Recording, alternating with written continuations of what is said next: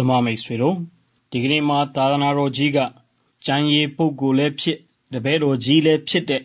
ရှင်မတေဦးရဲ့ပွဲတော်နေ့ကိုကျင်းပတယ်။ရှင်မတေဦးသခင်ခရစ်တော်ရဲ့နောက်လိုက်တစ်ပတ်ဖြစ်မလာခင်သူ့ဘဝကလူတကာယွံမုန်းခံရတဲ့အပြစ်သားတွေနဲ့တဒန်းနဲ့ထားပြီးဆက်ဆံခံရတဲ့အခွန်ခံအလုပ်ကိုလုပ်ကင်သူဖြစ်တယ်။သခင်ခရစ်တော်ကမာတေဦးကိုခေါ်ပြီးတာနဲ့မာတေဦး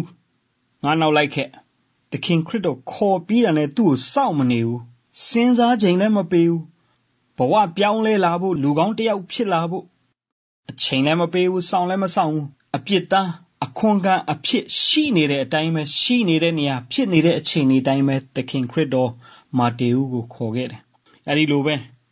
ကျွန်တော်တို့တွေမပြည့်စုံတဲ့လူသားတွေဖခင်သခင်ကျွန်တော်တို့ကိုအသုံးပြုခြင်းတယ်ဆိုလို့ရှိရင်အသုံးပြုတော့မယ်ဆိုလို့ရှိရင်သခင်ခရစ်တော်ကကျွန်တော်တို့ဘဝအပြည့်အဝကောင်းမွန်နေမှတို့နာမည်ပြည့်မရှိမှတို့လူကောင်းစည်ရင်ဝင်မှတို့အပြည့်လုံးဝ6ပြည့်ကင်းတဲလဲစင်ဆိုသလိုလုံးဝတန့်ရှင်းနေတဲ့လူမျိုးမှတို့ဖခင်သခင်အဲ့လောက်ထိမဆောင်ဘူးသူအသုံးပြုခြင်းရင်ရှိနေတဲ့အတိုင်းဖြစ်နေတဲ့အတိုင်းပဲခေါ်တယ်ဒါမဲ့ကျွန်တော်တို့ပတ်ဝန်းကျင်မှာကတော့လူတွေအမြင်နဲ့ပဲရွေးကြတယ်ဖခင်ရဲ့အမြင်ကလူရဲ့အမြင်နဲ့မတူဘူးသခင်ခရစ်တော်ကအခွန်ခံမာတေဦးအခွန်ကောက်နေတဲ့နေရာမှာအခွန်ကောက်နေတဲ့အချိန်တနည်းအားဖြင့်လူတကာမုန်းတဲ့အပြစ်သားအခွန်ခံလောကအလုတ်ထဲမှာကျင်လည်နေတော့အဲ့ဒီအချိန်မှာသခင်ခရစ်တော်က Matthew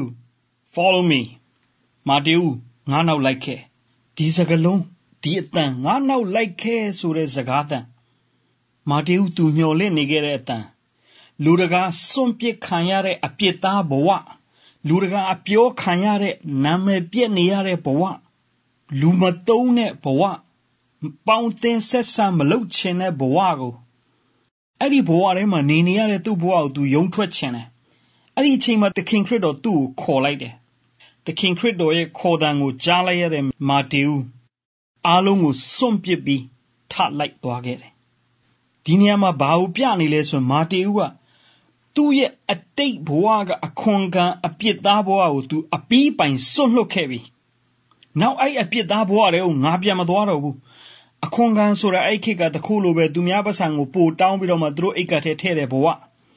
အဲ့တခိုးဘဝကိုသူပြန်မသွားနိုင်တော့ဘူးလူတွေရဲ့အမြင်မှာအပြစ်သားဒီအပြစ်သားဘဝတွေကိုသူပြန်မသွားတော့ဘူးသူ့ကိုခွင့်လွှတ်ပေးနိုင်တဲ့ပုဂ္ဂိုလ်အလင်းပေးနိုင်တဲ့ပုဂ္ဂိုလ်ကယ်တင်ပေးနိုင်တဲ့ပုဂ္ဂိုလ်ကအခုသူ့ကိုဒီနေ့ခေါ်ပြီးလာငါနောက်လိုက်ခဲ့အဲ့သခင်ခရစ်တော်သူ့ကိုခေါ်တဲ့ဘဝတွေကိုခြေစုံပြည့်ဝင်သွားပြီးတော့မှဘဝအသစ်ကိုလက်ခံလိုက်တယ်လွတ်လပ်တဲ့ဘဝခုနအခွန်ခံတခိုးဘဝနဲ့သခင်ခရစ်တော်ရဲ့နောက်လိုက်ဘဝအပြစ်သားဘဝနဲ့လွတ်လပ်သူဘဝတပည့်တော်ကြီးဖြစ်လာရတဲ့ဘဝဒီဘဝကိုရှင်မတေဦးရဲကြီးပြောင်းလဲပြီးလောကအရာတွေကိုစွန့်လွတ်ခဲ့ပြီးတော့မှဘဝအသစ်ကိုရဲကြီးလက်ခံပြောင်းလဲရဲခဲ့တယ်ဒီကနေ့ရှင်မတေဦးရဲ့ပြုပြင်ပြောင်းလဲလာပုံလေးကနေကျွန်တော်တို့တွေသင်ခန်းစာယူအောင်